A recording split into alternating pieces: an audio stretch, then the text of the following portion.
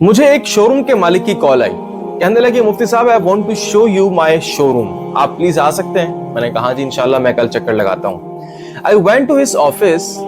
मैं जब शोरूम जाकर के देखता हूँ, आई फेल्ट समथिंग कि there are some negative energies.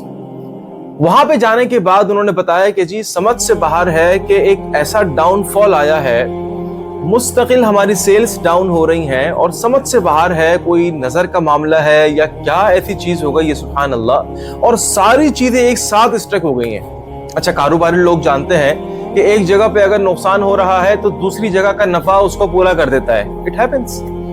तो हुआ ये कि आप यकीन करें कि मैंने उसी वक्त वहां पर रुकिया पढ़ना शुरू कर दिया।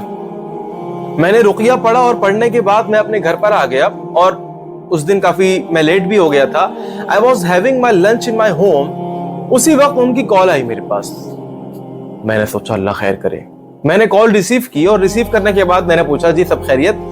कहने लगे मुफ्ती साहब 3 महीने से जो ऑर्डर रुका हुआ था और मैं कश्मकश में था और मैं अजीब सी कैफियत में था कि बस किसी तरीके से ये ऑर्डर मुझे मिल जाए। आप अभी यहां से गए हैं और आपके जाने के फौरन बाद मेरे पास वो कॉल आई है और मुझे वो बड़ा ऑर्डर मिल गया है। मुझे नहीं मालूम कि आप नजर बद के ऊपर यकीन रखते हैं या नहीं रखते, लेकिन आप यकीन करें कि नजर बद लग जाती है, कारोबार को लग जाती है।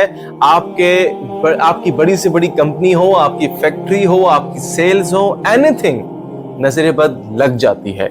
इसको क्योर करने के लिए, इसको ट्रीट करने के लिए रुकिया is the best treatment in Islam.